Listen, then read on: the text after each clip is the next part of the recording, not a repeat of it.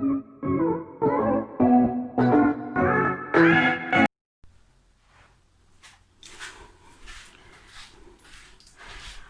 Students, my self Sumitra Saini, chemistry lecturer.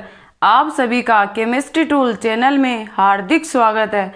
Students, अपन ने lecture second में पढ़ा था क्लासिफिकेशन ऑफ इलेक्ट्रोफाइल। उसमें पढ़ा था पॉजिटिवली चार्ज और न्यूट्रल चार्ज। न्यूट्रल चार्ज में पढ़ा था species having vacant p orbital, species having vacant d orbital, low line sigma anti bonding molecular orbital, pi bonded molecule. इसकी एक लास्ट कैटेगरी सब कैटेगरी है, वो है element in their atomic state.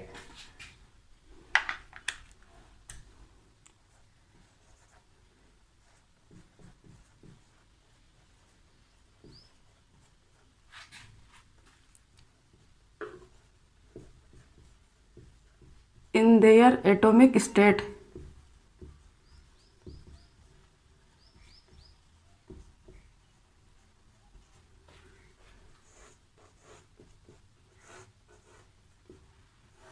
ये ऐसे समझ में नहीं आएगा, इसका मैं एक एग्जांपल लेती हूँ।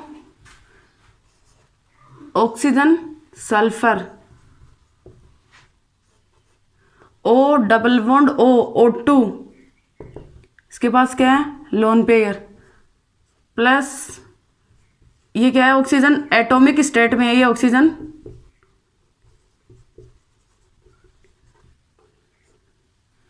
इसके पास क्या है लोन, O2 के पास क्या है इलेक्ट्रॉन की अधिकता है, इस वजह से क्या कहलाएगा लेविस बेस। इसके पास क्या है इलेक्ट्रॉन की कमी, मतलब ये इलेक्ट्रॉन इससे लेगा तो ये क्या कहलाएगा लेविस एसिड। जिसके पास इलेक्ट्रॉन की अधिकता होती है वो क्या कहलाता है न्यूक्लियोफाइल।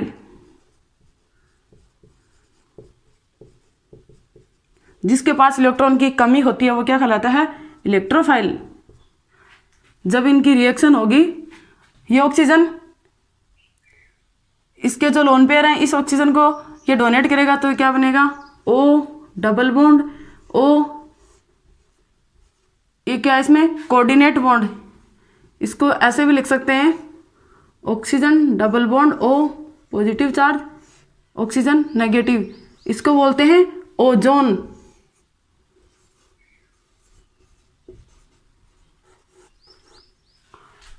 ओजोन अपनी जो सब कैटेगरी है वो थी element in their atomic state. जो एटॉमिक स्टेट में जो ऑक्सीजन है वो किसकी तरह बिहेव कर रहा है एज ए इलेक्ट्रोफाइल की तरह, और O2 एज ए न्यूक्लियोफाइल की तरह। अब अपना क्लासिफिकेशन आएगा classification of nucleophile. Classification of electrophile lecture second में पढ़ा था, classification of electrophile lecture second में पढ़ा था। आज अपन पढ़ेंगे क्लासिफिकेशन ऑफ न्यूक्लियोफाइल।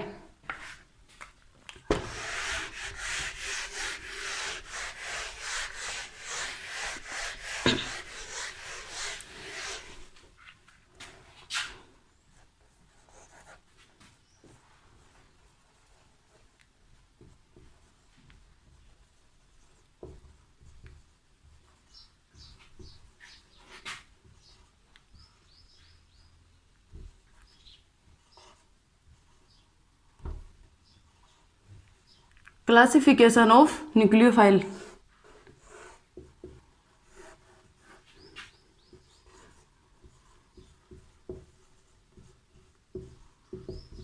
न्यूक्लियोफाइल जो वर्ड है वो किससे लिया गया है,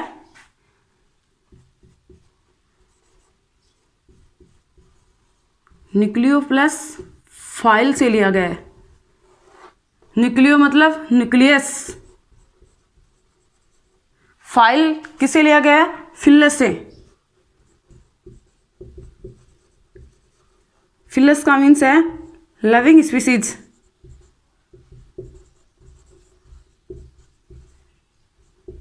लिविंग स्पीसीज ये क्या है न्यूक्लियोफाइल। ये है nucleophile, nucleo plus file. Nucleo का मतलब न्यूक्लियस, फाइल का मतलब फिलस, जो किसे ले गया एक लिविंग स्पीसीज है। स्पीसीज है जो क्या है एक न्यूक्लियोफाइल। इसके क्लासिफिकेशन में फर्स्ट है क्लासिफिकेशन ऑफ न्यूक्लियोफाइल में इसकी कैटेगरी, इसको डिफाइन करते हैं अपन। फर्स्ट है इसमें negative charge, negatively charge species. Second है इसमें species having lone pair,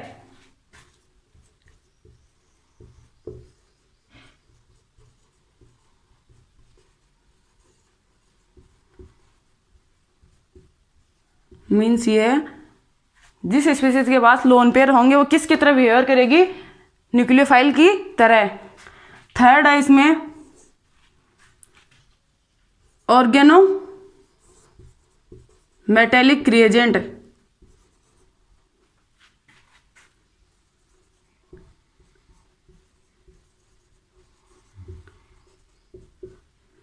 oregano metallic reagent.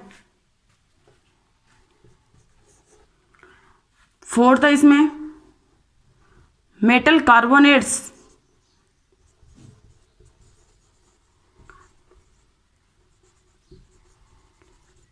जो मेटल कार्बोनेट्स हैं वो किसकी तरह व्यवहार करते हैं, एज ए न्यूक्लियोफाइल की तरह। फिफ्थ है इसमें पाई बॉन्डेड मॉलिक्यूल,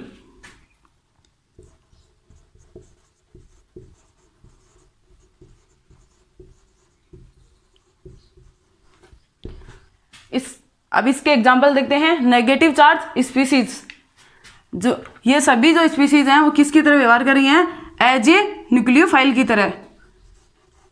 ये सारी जो कैटेगरी हैं किसकी तरह व्यवहार कर रही हैं, एज ए न्यूक्लियोफाइल की तरह। अब इनके सभी के एग्जाम्पल देखेंगे।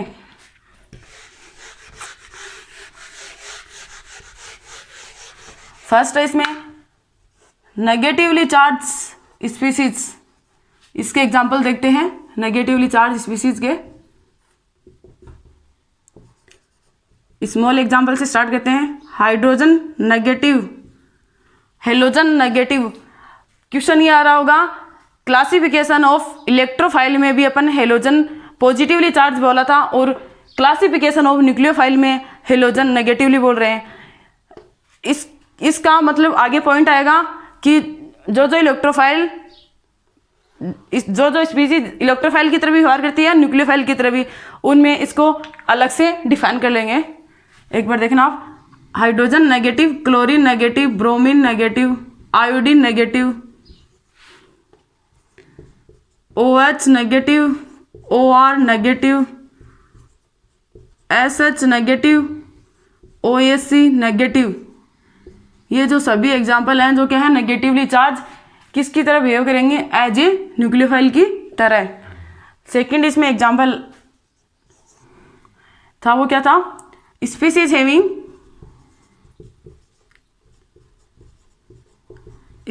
Having lone pair. इसके एग्जाम्पल देखना। स्मॉल एग्जाम्पल से स्टार्ट करते हैं। H2O, NH3,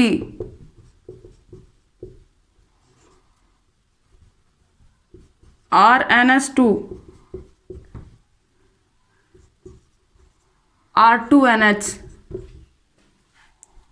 RSH,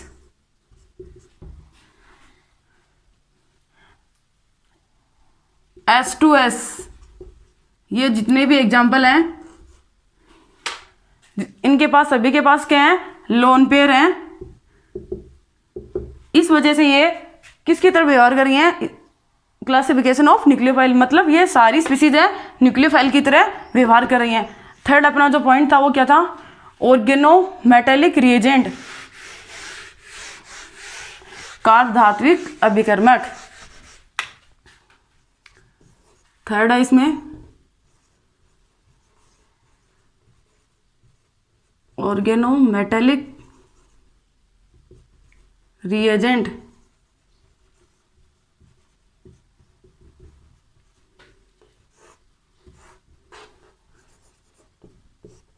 इसके एग्जाम्पल देखना। ऑर्गेनोमेटेलिक रिएजेंट के नाम सुना होगा, RMGX, ये अपन 11 से पढ़ते आ रहे हैं। Grignard reagent,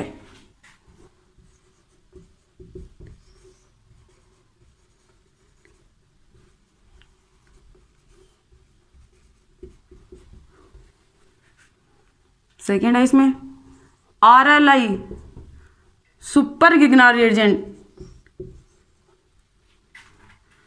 super Grignard reagent, इसको बोलेंगे सुपर गिगनार्ड रिएजेंट। R2CuLi इसको बोलेंगे Gilman reagent,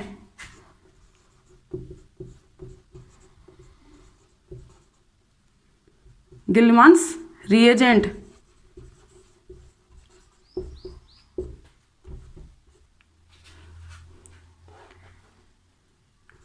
R2 zinc Frankland reagent,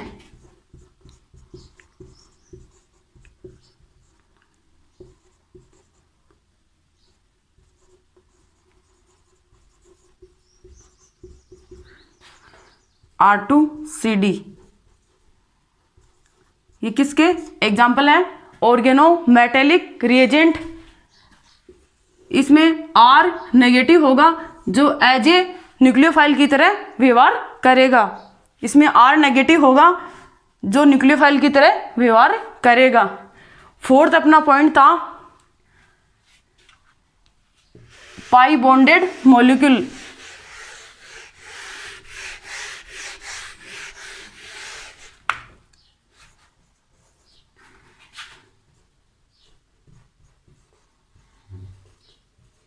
पाई बॉन्ड मॉलिक्यूल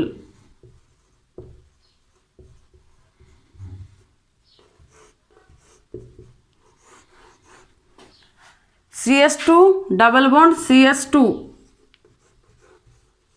एल्किन, ये किसकी तरह व्यवहार करती है?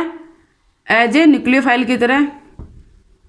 इसमें मैं इलेक्ट्रॉन रिलीजिंग ग्रुप ऐड कर दूं, electron releasing group. Electron releasing group कौन कौन से होते हैं? OH, OR, NH2, NHR।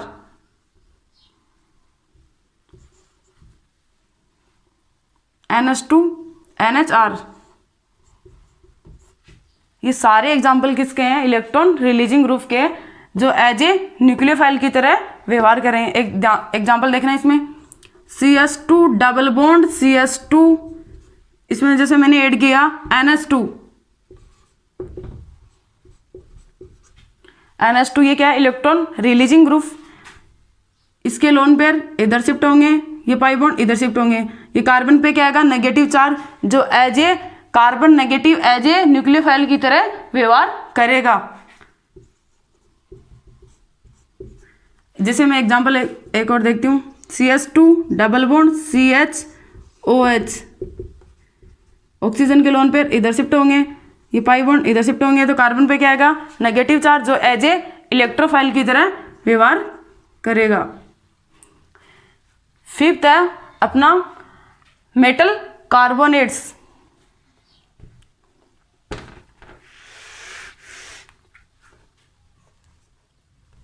Fifth है अपना क्लासिफिकेशन में फिफ्थ अपना पॉइंट मेटल कार्बोनेट्स।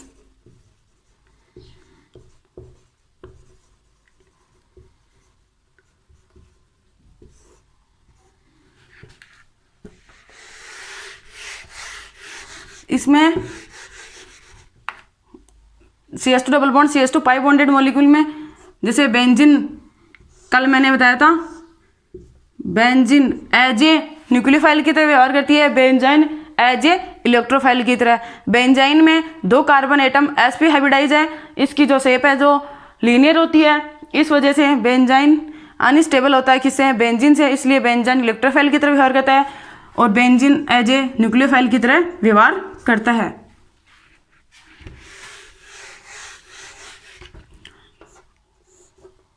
इसमें देखना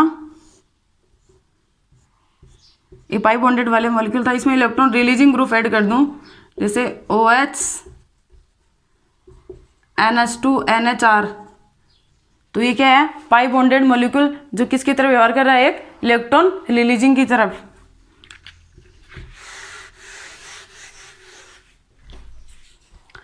फिफ्थ अपना पॉइंट था मेटल कार्बोनेट्स, कार्बोनाइलेट्स। इसमें एग्जाम्पल देखते हैं। फर्स्ट एग्जाम्पल देखना, इसमें FeCO का होल 4 2 माइनस MnCO का होल 5 नेगेटिव। ये किसकी तरह व्यवहार कर रहे हैं? Metal carbonates as a nucleophile की तरह व्यवहार। अभी तक के मैंने जो जितने भी एग्जाम्पल बताए थे आपको, ये सारे के सारे एग्जाम्पल किसकी तरह व्यवहार कर रहे थे? एज ए न्यूक्लियोफाइल की तरह व्यवहार कर रहे थे। अब देखते हैं, जैसे अपन हेलोजन पढ़ा था, क्लासिफिकेशन ऑफ इलेक्ट्रोफिलिक में भी पढ़ा था, और हेलोजन क्लासिफिकेशन ऑफ न्यूक्लियोफाइल में भी पढ़ा था, इलेक्ट्रोफाइल में भी पढ़ा था और न्यूक्लियोफाइल में भी पढ़ा था। ऐसे कौन कौन से स्पीसीज हैं जो इलेक्ट्रोफाइल की तरह व्यवहार भी करती हैं और न्यूक्लियोफाइल की तरह भी व्यवहार करती हैं, वो अपन एग्जाम्पल देखेंगे।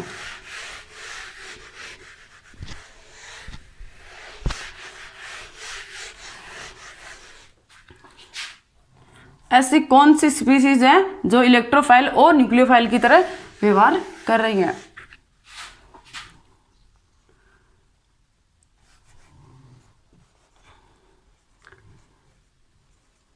Species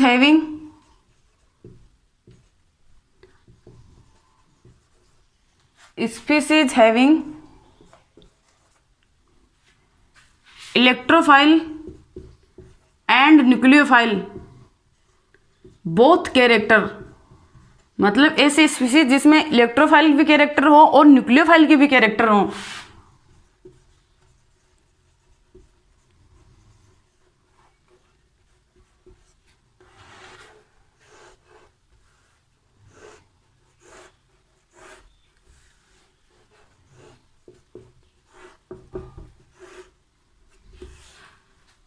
इसमें देखते हैं स्पीसीज है इलेक्ट्रोफाइल एंड न्यूक्लियोफाइल, ऐसी कौन कौन सी स्पीसीज हैं जो इलेक्ट्रोफाइल और न्यूक्लियोफाइल की तरह व्यवहार करती हैं। फर्स्ट है इसमें हेलोजन।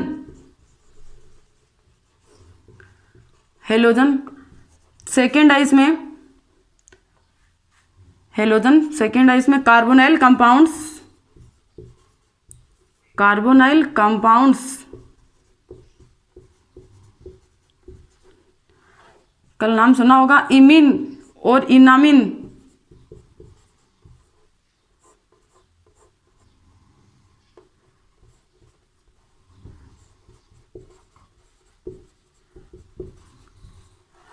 फोर्थ है इसमें साइनाइड।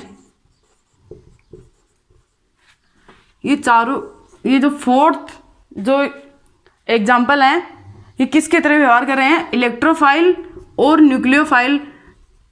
इनमें इलेक्ट्रोफिलिक कैरेक्टर भी हैं और न्यूक्लियोफिलिक कैरेक्टर भी हैं, वो देखते हैं। फर्स्ट एग्जाम्पल है अपना हेलोजन।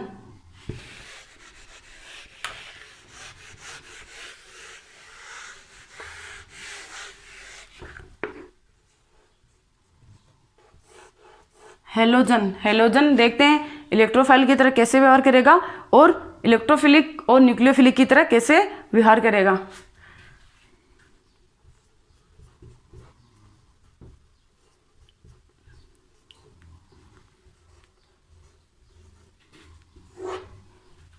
हेलोजन जैसे Cl2, Br2, I2, ये क्या होते हैं? हेलोजन। X2 बराबर, तो मैं मान लो इसमें Cl और Cl ले लेते हैं एग्जाम्पल। इसमें भी Cl और Cl। इसके पास लोन पेयर होते हैं क्लोरीन के पास, इसमें भी 3 लोन पेयर होते हैं,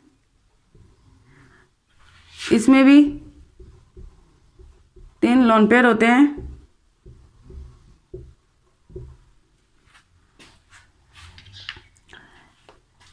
देखना ये जो हेलोजन है वो इलेक्ट्रोफाइल की तरह कैसे व्यवहार करता है।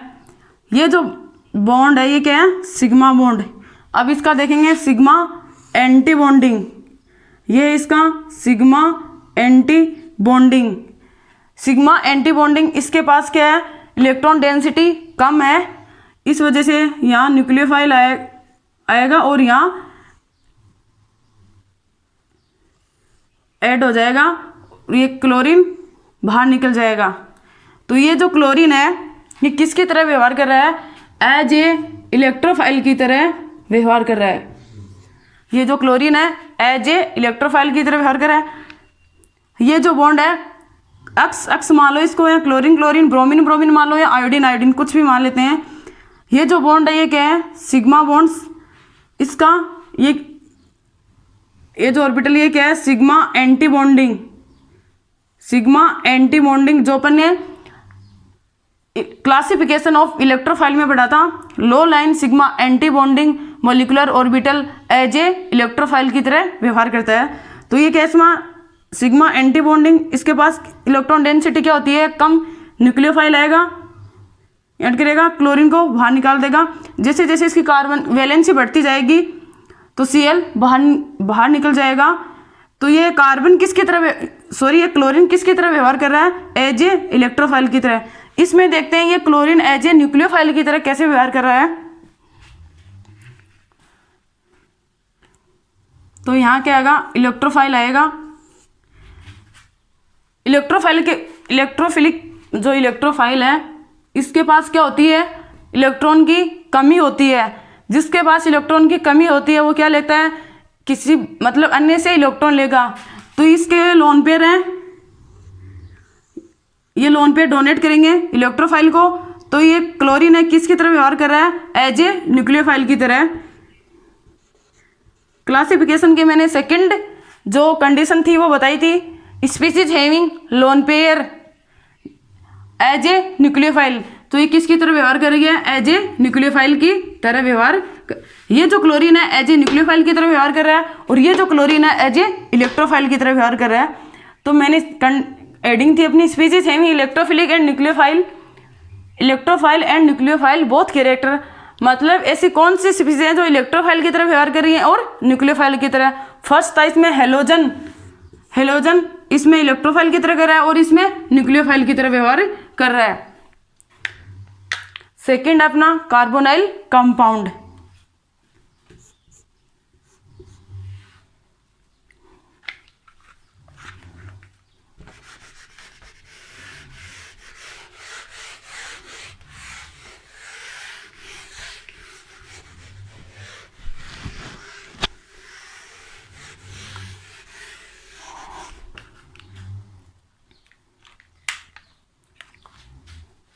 सेकेंड इसमें एग्जाम्पल था वो किसका था? Carbonyl compound.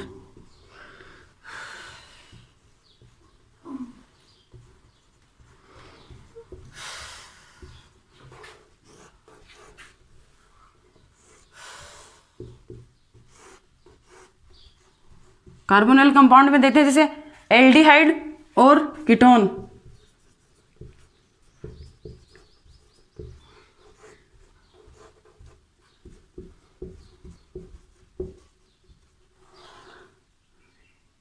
मतलब कीटोनिक फॉर्म और इनोलिक फॉर्म किसके द्वारा? टोटोमेरिज्म के द्वारा।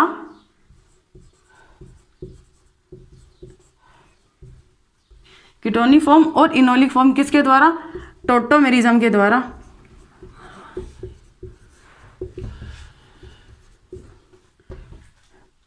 कीटोनिक फॉर्म और इनोलिक फॉर्म टोटोमेरिज्म के द्वारा ये एज ए इलेक्ट्रोफाइल की तरह व्यवहार करेगी, ये enolic form as a nucleophile की तरह व्यवहार करेगी। इसका एग्जाम्पल आता है एसिड कैटेलाइज। इसमें एग्जाम्पल आएगा एसिड कैटेलाइज।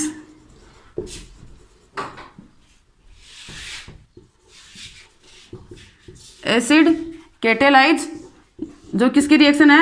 Aldol condensation.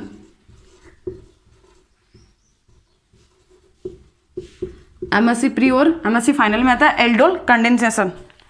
देखते हैं ये इलेक्ट्रोफाइल की तरह कैसे व्यवहार करेगा और ये न्यूक्लियोफाइल की तरह कैसे व्यवहार करेगा। इसका एग्जांपल लेती हूं मैं, वो देखना एक बार।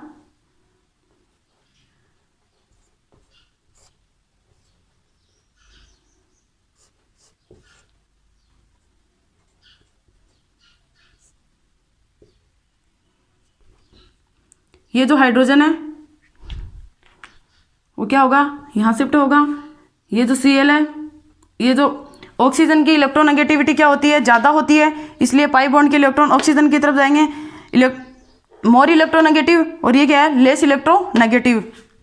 तो देखना ये टोटोमेरिज्म के द्वारा carbon double bond carbon oxygen H, ये क्या है, कीटोनिक फॉर्म, ये क्या है, इनोलिक फॉर्म।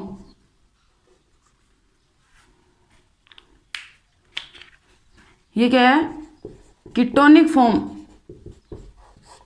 ये क्या है, इनोलिक फॉर्म। ये इलेक्ट्रोफाइल की तरह और ये न्यूक्लियोफाइल की तरह। अब इसको एग्जाम्पल के द्वारा समझते हैं, ये इलेक्ट्रोफाइल की तरह कैसे कर रहा है, ये न्यूक्लियोफाइल की तरह कैसे व्यवहार कर रहा है। ये कीटो फॉर्म, ये इनोल फॉर्म। मैंने कीटोनिक और इनोलिक बोला है, इसलिए यहाँ कीटो फॉर्म लिखा है, इसलिए यहाँ इनोल फॉर्म लिखा है, जिसे अच्छे से समझ में आ जाए कीटो फॉर्म क्या होती है और इनोल फॉर्म क्या होती है। इन एग्जाम्पल को ध्यान से समझे, तभी क्लासिफिकेशन ऑफ न्यूक्लियोफाइल समझ में आएगा। अब इसके एग्जाम्पल देखते हैं। एग्जाम्पल में मैंने लिखा है acid catalyse aldol condensation reaction. पहले मैं एल्डोल कंडेंसेशन रिएक्शन लिख देती हूँ। एल्डोल कंडेंसेशन रिएक्शन क्या होती है, एल्डिहाइड की रिएक्शन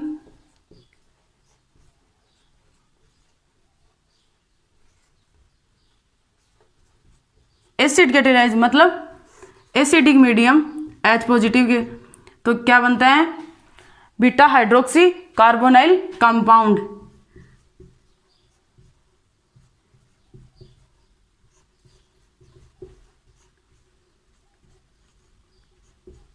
ये क्या है, बीटा हाइड्रोक्सी कार्बोनाइल कंपाउंड। इसको बोलेंगे एल्डोल। ये देखते हैं कीटोनिक फॉर्म इलेक्ट्रोफाइल की तरह कैसे व्यवहार करते हैं, इसके मैकेनिज्म देखते हैं अपन।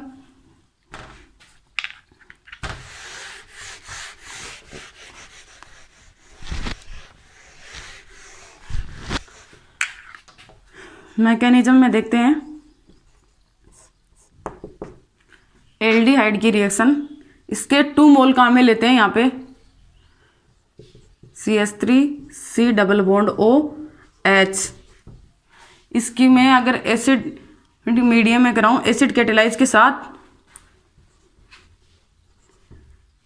इसके लोन पेयर, तो क्या हो जाएगा, CH3 double bond OH, oxygen पे पॉजिटिव चार्ज H।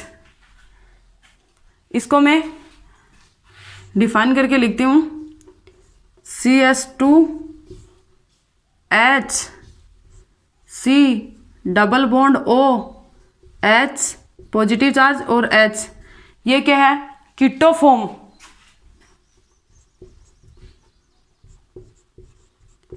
कीटो फॉर्म जो किसकी तरह व्यवहार कर रही है, एज ए इलेक्ट्रोफाइल की तरह।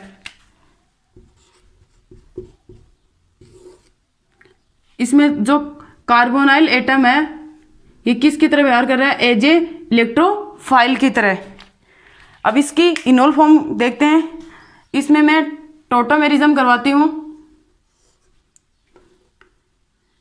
टोटोमेरिज्म करवाएंगे तब देखना, ये जो हाइड्रोजन है ये यहाँ शिफ्ट होगा, ये जो पाई बॉन्ड है वो यहाँ होगा। ऑक्सीजन की इलेक्ट्रोनेगेटिविटी ज़्यादा होती है कार्बन से, इसलिए पाई बॉन्ड के इलेक्ट्रॉन ऑक्सीजन की तरफ शिफ्ट होंगे। तो यहाँ CH2 डबल बॉन्ड CH2 फिर डबल बॉन्ड कार्बन, फिर यहाँ क्या आएगा सिंगल बॉन्ड, फिर OH,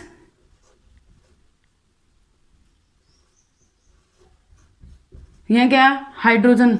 ये क्या है इनोल फॉर्म। ये क्या है इनोल फॉर्म।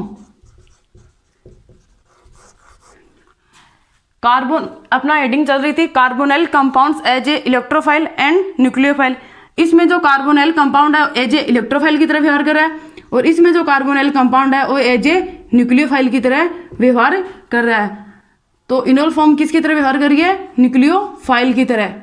और कीटो फॉर्म इलेक्ट्रोफाइल की तरह। इसमें जो कार्बोनाइल कंपाउंड है वो न्यूक्लियोफाइल की तरह व्यवहार कर रहा है, इसमें जो कार्बोनाइल कंपाउंड है वो इलेक्ट्रोफाइल की तरह व्यवहार कर रहा है। देखते हैं ये बीटा हाइड्रोक्सी कार्बोनाइल कंपाउंड कैसे बनता है रिएक्शन के दौरान। ये मैंने कीटो और इनोल फॉर्म बताया। अब रिएक्शन लिखते हैं आगे यहाँ पे। CH2H C double bond OH, ये क्या थी? कीटो फॉर्म थी। इनोल फॉर्म क्या थी? CH2 double bond carbon OH H, ये क्या थी? Enol form. इसमें ऑक्सीजन के पाई इलेक्ट्रॉन यहाँ पे शिफ्ट होंगे, ये जो पाई बॉन्ड है इस कार्बन के पास होंगे, तब ये पाई बॉन्ड है जो किसकी तरफ चले जाएंगे? ऑक्सीजन के पास। ऑक्सीजन के जो लोन पेयर हैं वो इधर शिफ्ट होंगे, मतलब इसमें रेजोनेंस हो रहा है, देखना। ऑक्सीजन के पाई इलेक्ट्रॉन है वो इधर शिफ्ट होंगे, ये जो पाई इलेक्ट्रॉन है CH2 डबल बॉन्ड ये कार्बन के पास इधर शिफ्ट होंगे, ये जो कार्बन के जो पाई बॉन्ड है वो किसकी तरफ जा रहे हैं? ऑक्सीजन की तरफ। तो यहाँ क्या आ रहा है? CH2H कार्बन, इसको मैं यहाँ लिख रही हूँ CH2 फिर H फिर कार्बन, फिर ये क्या है? OH।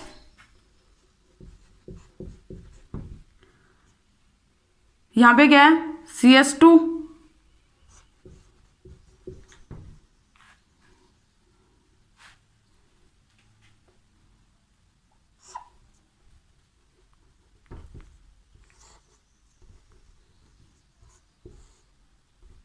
CH2 फिर सिंगल बॉन्ड कार्बन, यहाँ पे क्या है? O डबल बॉन्ड ऑक्सीजन, और यहाँ पे क्या है?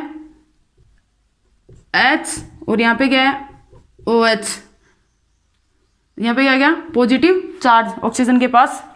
तो देखना यहाँ पे H को रिमूव करते हैं तब क्या आएगा? CH3 COH CH2 C double bond OH, ये क्या है? बीटा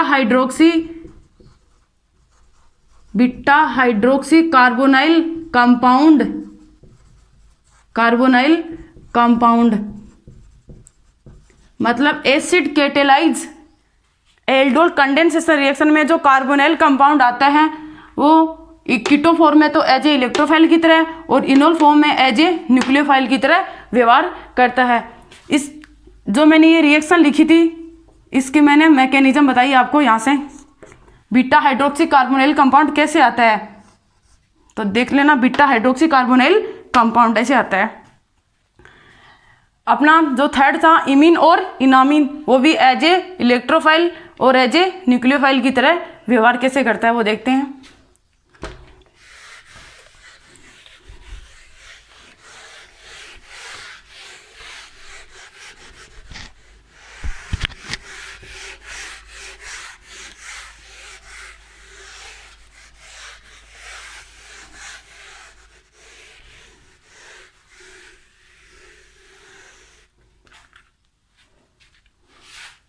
थर्ड अपना एग्जाम्पल था इमीन।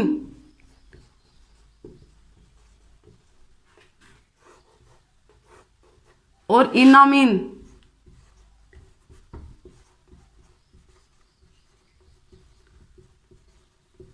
इमीन और इनामीन।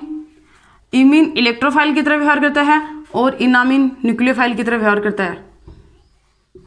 देखते हैं imine 2H carbon double bond NH, इसमें टोटोमेरिज्म के द्वारा देखना, इसमें टोटोमेरिज्म करवाते हैं। ये जो हाइड्रोजन के जो इलेक्ट्रॉन है वो यहाँ इधर की तरफ शिफ्ट होंगे, ये जो पाई बॉन्ड है वो नाइट्रोजन की तरफ शिफ्ट हो जाएंगे। जो नाइट्रोजन की इलेक्ट्रोनेगेटिविटी क्या होती है, ज़्यादा होती है कार्बन से, तो यहाँ क्या आएगा CH2 डबल बॉन्ड आ जाएगा। फिर यहाँ कार्बन, यहाँ डबल बॉन्ड है, फिर ये कार्बन, फिर ये सिंगल बॉन्ड, फिर नाइट्रोजन, मतलब NH2, NHH। ये क्या है? इमीन। ये क्या है? इनामीन। दोनों में डिफरेंस देख लेना। इमीन में अगर टोटोमेरिज्म करवा दूं तो इनामीन आ जाता है। इमीन एक इलेक्ट्रोफाइल की तरह है, इनामीन एज ए न्यूक्लियोफाइल की तरह है। अब इनके एग्जाम्पल देखते हैं। देखना इसके एग्जाम्पल, डबल बॉन्ड NH, इसमें मैं टोटोमेरिज्म करवाऊं तो यहाँ क्या आएगा? NH2। वैसे ही जैसे अपने कीटो और इनोल फॉर्म देखा था, इसमें जो ये जो कार्बन एटम है ये किसकी तरह व्यवहार कर रहा है? एज ए इलेक्ट्रोफाइल की तरह। और इसमें ये नाइट्रोजन के जो लोन पेयर हैं की तरफ, और ये पाई बॉन्ड के जो ये कार्बन एटम है वो किसकी तरह व्यवहार कर रहा है? एज ए न्यूक्लियोफाइल की तरह। इसमें जो कार्बन एटम आएगा वो एज ए न्यूक्लियोफाइल की तरह व्यवहार कर रहा है। इसमें एज ए जो ये कार्बन एटम है एज ए इलेक्ट्रोफाइल की तरह, और इसमें ये जो कार्बन एटम है एज ए न्यूक्लियोफाइल की तरह व्यवहार कर रहा है। जैसे अपन ने एग्जाम्पल में पढ़ा था कीटो फॉर्म और इनोल फॉर्म, वैसे ही इमीन और इनामीन। अपना फोर्थ एग्जाम्पल है साइनाइड।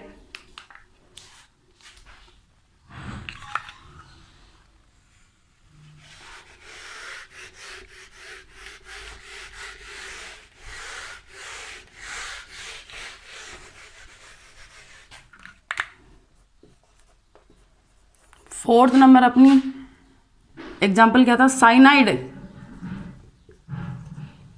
साइनाइड भी किसकी तरह व्यवहार कर रहा है? एज ए इलेक्ट्रोफाइल और एज ए न्यूक्लियोफाइल।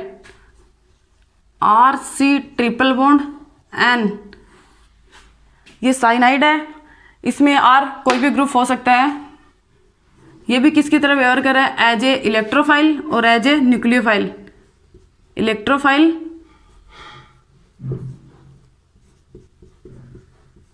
और न्यूक्लियोफाइल।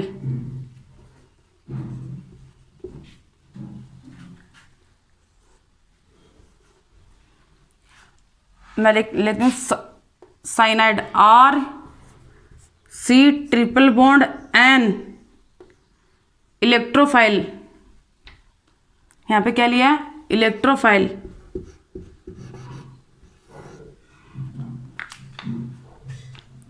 ध्यान से देखना, इलेक्ट्रोफाइल के पास इलेक्ट्रॉन की क्या होती है? कमी। ये किसी दूसरे से क्या लेगा? इलेक्ट्रॉन लेगा। तो नाइट्रोजन के पास क्या होते हैं? लोन पेयर होते हैं। इस वजह से इसके लोन पेयर डोनेट करेंगे किसको? इलेक्ट्रोफाइल को। तो ये RC triple bond N, electrophile. इसमें जो नाइट्रोजन है इसमें 4 कोवेलेंट बॉन्ड हो गए हैं, जो क्या है? ये अनस्टेबल है। इसको स्टेबल करते हैं। RC डबल बॉन्ड, ध्यान से देखना स्टूडेंट्स, N, इलेक्ट्रोफाइल। कार्बन पे क्या आया? Positive charge.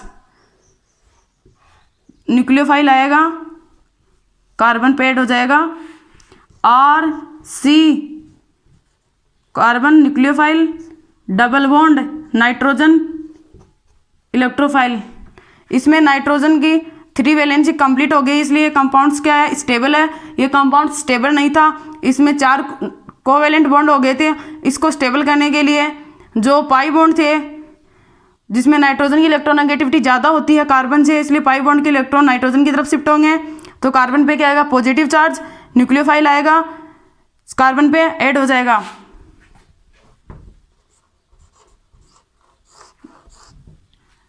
जब साइनाइड में जब अगर इलेक्ट्रोफाइल रिएक्शन करता है, अगर कोई इलेक्ट्रोफाइल रिएक्शन करता है तो साइनाइड किसकी तरह बिहेव कर रहा है? एज ए न्यूक्लियोफाइल की तरह। इलेक्ट्रोफाइल अगर साइनाइड की रिएक्शन अगर इलेक्ट्रोफाइल के साथ करवाते हैं तो साइनाइड किसकी तरह व्यवहार करता है? साइनाइड एज ए न्यूक्लियोफाइल की तरह व्यवहार करता है। ये जो लोन पेयर है ये डोनेट कर रहा है किसको, इलेक्ट्रोफाइल को। इलेक्ट्रोफाइल के पास क्या होती है, इलेक्ट्रॉन की कमी होती है। मैंने क्लासिफिकेशन ऑफ न्यूक्लियोफाइल में स्टार्टिंग में पढ़ाया था। Negatively charge species having lone pair, तो स्पीसीज हैविंग लोन पेयर जब साइनाइड इलेक्ट्रोफाइल से रिएक्शन करता है तो ये किसकी तरह व्यवहार करता है, एज ए न्यूक्लियोफाइल की तरह, एज ए न्यूक्लियोफाइल की तरह व्यवहार करता है। तो ये एज ए न्यूक्लियोफाइल की तरह व्यवहार कर रहा है, एज ए न्यूक्लियोफाइल। जब साइनाइड इलेक्ट्रोफाइल के साथ रिएक्शन करता है, जब साइनाइड इलेक्ट्रोफाइल के साथ रिएक्शन करता है तब साइनाइड किसकी तरह बिहेव करेगा, एज ए न्यूक्लियोफाइल की तरह। जब साइनाइड न्यूक्लियोफाइल के साथ रिएक्शन करेगा तब साइनाइड एज ए इलेक्ट्रोफाइल की तरह व्यवहार करेगा। तो ये भी देखते हैं, RC double triple bond N, ये जब न्यूक्लियोफाइल के साथ रिएक्शन करेगा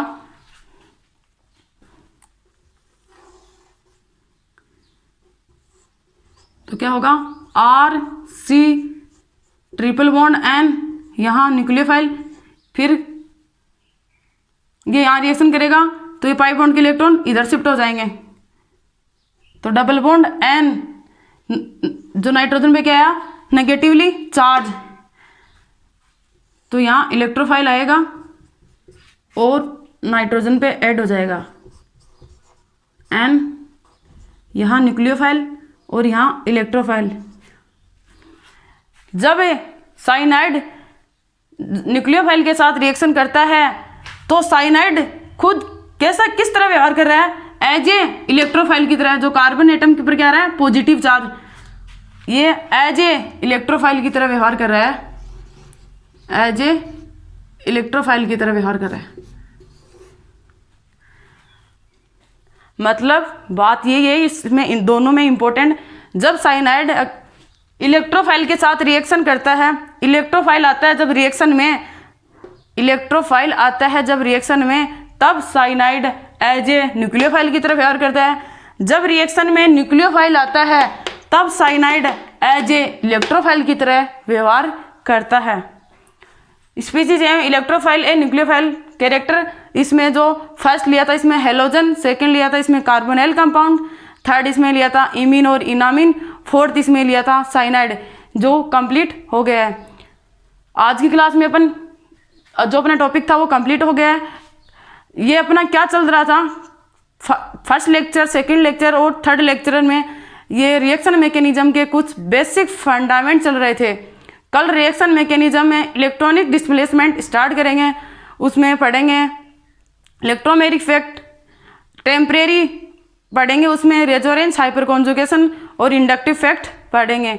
ये अपने बेसिक था रिएक्शन मैकेनिज्म का, जो आज कंप्लीट हो गया है। नेक्स्ट वीडियो में जल्दी ही मिलेंगे। लाइक एंड सब्सक्राइब जरूर करें। थैंक्स।